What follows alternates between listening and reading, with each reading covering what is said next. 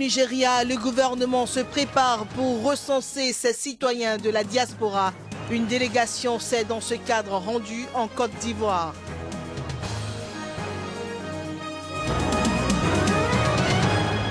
Au Bénin, la campagne électorale pour les communales bat son plein.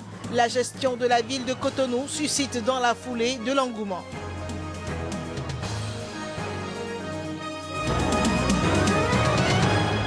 Le bilan de la canicule au Pakistan s'aggrave et atteint près de 700 morts. Le fléau frappe en premier les plus pauvres.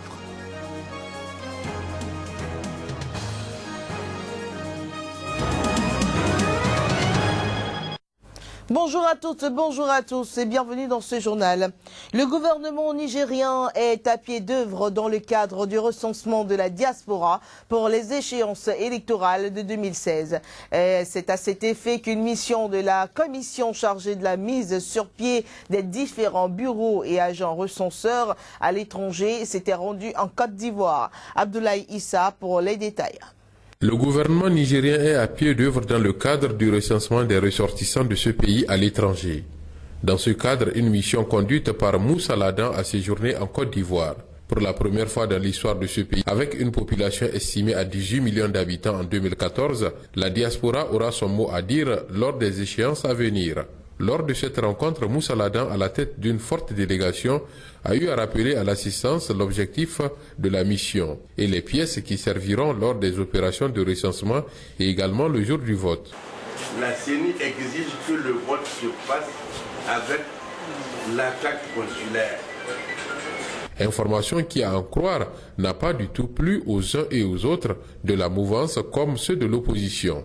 Voter avec les pièces énumérées, oui. Mais pourquoi chercher à créer le trouble en exigeant que les ressortissants se fassent délivrer une carte consulaire, d'après les explications d'Alaï Soumane Akouba, un leader d'opinion issu de l'opposition. Les choses se compliquent de jour en jour. Bien vrai, faire voter la diaspora est une bonne chose. Mais retenez que le pouvoir en place a déboursé une somme importante, rien que pour enregistrer ses militants au niveau des différentes ambassades. Nous, on est laissé pour compte. Et d'ailleurs, il n'est même pas facile avec votre propre argent d'avoir cette carte consulaire. Et si Moussa Ladan insiste là-dessus, c'est qu'il y a problème. C'est juste pour préparer du tripatouillage à notre humble avis. Carte consulaire. Le secrétaire général du parti de l'ancien président de l'Assemblée nationale, Hama Amadou, Issaq Boubacar, est revenu sur les enjeux de ces deux grands rendez-vous pour la diaspora nigérienne. Depuis le 16 février 2014, le Gabon a adopté le taxi-compteur. L'acquisition de la société gabonaise de transport urbain a remporté un franc succès au point que le parc de 100 premiers véhicules ne suffit plus. La Sogatra est obligée d'en commander pour une mise en circulation en juillet prochain. Voici l'histoire d'un coup d'essai incertain transformé en coup de maître. Le reportage est signé Paul Gundila. C'est une interdiction. On ne doit pas distraire le conducteur pendant la conduite. Je suis avec des amis de taxi, je ne suis pas seul. L'ange Kylian Emmanuel et ses copains font partie de la première cuvée des élèves qui bénéficient d'un programme de transport hautement sécurisé de la Société gabonaise de transport urbain. Sa grand-mère l'y a inscrit dès le début pour conjurer la peur qui gagne les foyers gabonais menacés par les kidnappeurs de tout poil au nom du commerce honteux des organes humains pour des fins fétichistes. Quand le conducteur se présente, il a une fiche. Il note l'heure à laquelle il récupère l'enfant, il note l'heure à laquelle il dépose l'enfant. Moi, sincèrement, j'ai été satisfaite. Le concepteur et initiateur de ce programme n'a rien laissé au hasard. Alain Djoumbi Osami sait qu'au-delà du chiffre que cette activité va générer, environ 500 millions pour cette première année test, le Tasso scolaire est une réponse à un besoin de transport urbain. Il est formel, ces véhicules sont des tours imprenables. Dans ces taxis-compteurs, nous avons des caméras embarquées, nous avons le GPS, donc le système de géolocalisation qui est mis à l'intérieur, et nous avons la possibilité de surveiller effectivement la vitesse moyenne utilisée par chaque conducteur. Et nous avons également la possibilité de faire un arrêt moteur à distance. Le Tasso scolaire, un outil de contrôle et de gestion des mouvements des enfants scolarisés, remporte donc aujourd'hui un franc succès sur la foi du directeur du département. Les chiffres parlent d'eux-mêmes, soutient-il. L'hésitation de certains a fini par céder la place à l'impatience d'intégrer le programme. La liste d'attente est pratiquement à 400. Donc ça veut dire ceux qui se sont abonnés cette année, ils sont déjà à 420. En liste d'attente, nous sommes pratiquement à 500. Le programme Tasso scolaire de la Sogatra a même valu à son concepteur d'être récemment primé en Italie. Par dose homéopathique, la société gabonaise de transport agrandit son parc de taxis-compteurs. 50 autres seront bientôt mis en circulation dans un peu plus de 3 semaines. La justice espagnole a lancé mardi la procédure de demande de remise à l'Espagne du chef de renseignement rwandais, le général Emmanuel Karenzi Karake, une figure clé du régime de Paul Kagame, avait été arrêté samedi dernier par la police britannique à Londres. L'arrestation du chef de renseignement rwandais a été faite en vertu d'un mandat d'arrêt européen émis par les autorités espagnoles. Il est recherché en Espagne dans le cadre de crimes de guerre contre des civils. La justice espagnole avait émis un acte d'accusation visant 40 responsables rwandais dont Emmanuel Karenzi Karake pour des faits de génocide, crimes de guerre, crimes contre l'humanité et terrorisme en lien avec le conflit rwandais. Mais le juge en charge de l'affaire avait notifié la fin de son instruction en 2014. L'arrestation de Karenzi Karake suscite donc beaucoup d'interrogations. Pourquoi maintenant?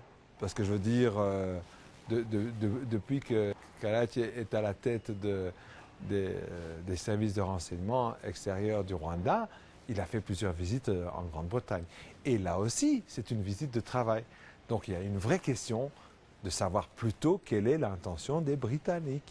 Le général rwandais a comparu devant un tribunal londonien le jour même de son arrestation et a été placé en détention provisoire. Figure clé du régime de Paul Kagame, Karenzi Karake est considéré comme l'un des acteurs de premier plan de l'ancienne rébellion à dominante Tutsi du Front patriotique rwandais. Il doit de nouveau comparaître jeudi prochain devant un tribunal britannique.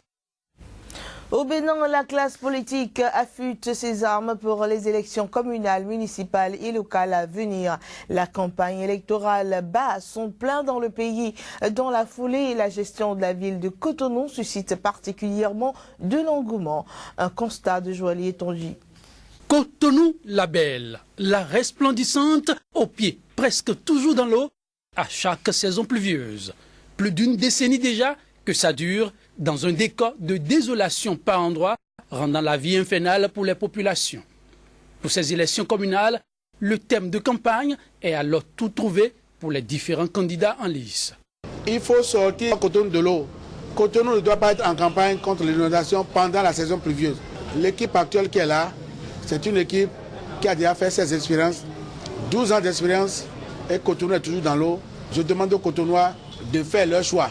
L'engagement est donc à rectifier le tir. J'ai la possibilité de vous sortir de l'eau et je me battrai jusqu'au bout.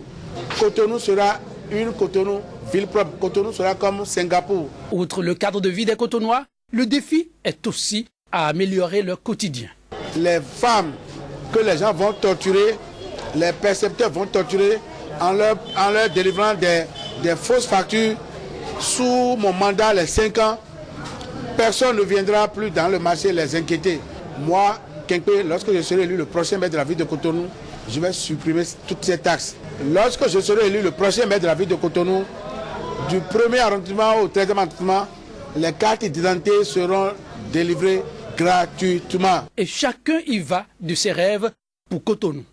Les candidats des formations politiques les plus en vue sur l'échiquier national ne sont pas du reste. Si vous remettez 1000 francs à chacune, 2 ou 3 femmes, la sauce que l'une vous préparera sera meilleure à l'autre. Pourtant, c'est la même somme. Il faudrait considérer que, en dépit des difficultés financières, les ressources dont Cotonou dispose peuvent faire en sorte que nous vivions mieux. En tant que ville commerciale, Cotonou recueille beaucoup d'espoir déçus ailleurs. Donc, pour nous, Cotonou doit être une ville de solidarité en direction de la jeunesse. Autant d'arguments, mais qui ne meuvent guère l'actuelle équipe dirigeante. Elle se mobilise pour reconquérir la municipalité. Nous venons de traverser une expérience de 7 ans au niveau du 10e arrondissement et l'expérience de 12 ans au niveau de la tête de la municipalité de Cotonou. Les diagnostics de Cotonou sont connus par cette équipe. La seule chose qui nous reste et qu'on n'a jamais cessé de marteler, c'est le problème de ressources. Tous les autres candidats ont compris les mêmes choses et les mêmes enjeux et ils pensent qu'ils peuvent le faire autrement. Autrement, sans ressources, je n'y pense pas. Et ce n'est qu'ensemble que nous bâtirons cette ville. Les jeux sont donc suffisamment ouverts et chaque candidat devra attendre le verdict des urnes le 28 juin pour savoir s'il a pu ou non convaincre les électeurs de la ville tant convoitée, Cotonou. Restons au Bénin où le banquier d'affaires franco-béninois Lionel Zinsou, nommé Premier ministre du Bénin, a pris service mardi. À moins d'un an de la fin du mandat du président Boni Yayi, Lionel Zinsou dit vouloir s'occuper des vrais gens.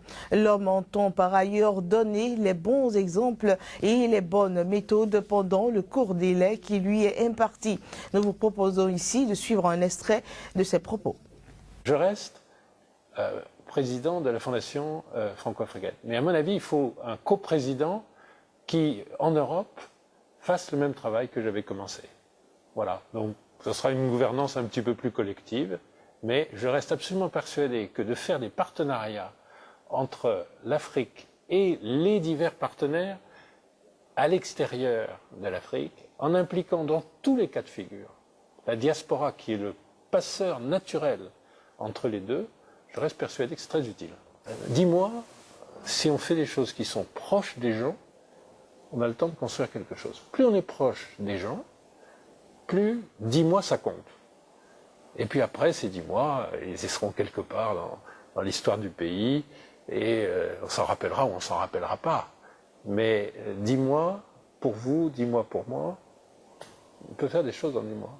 La question, c'est pas du tout d'arbitrer entre mon confort de chef d'entreprise en France et l'inconfort d'être sur le terrain en Afrique. Mes parents sont du Bénin, mes enfants sont du Bénin, mes petits-enfants sont du Bénin. Je ne peux pas être confortable s'il y a tant de gens qui vivent dans l'inconfort dans notre pays. Mon job, c'est pas de faire que M. Zinsou soit un candidat naturel. Mon job, c'est est-ce que on peut dire en conscience, voilà, tout est prêt pour la transition, vos dossiers sont sur la table, les relations internationales de ce pays sont au plus haut niveau. C'est important ça, on s'entend bien avec beaucoup de gens, nous agissons pour la paix et la sécurité en Afrique, nous agissons pour l'intégration africaine, nous sommes actifs dans ce rôle et nous avons des solutions.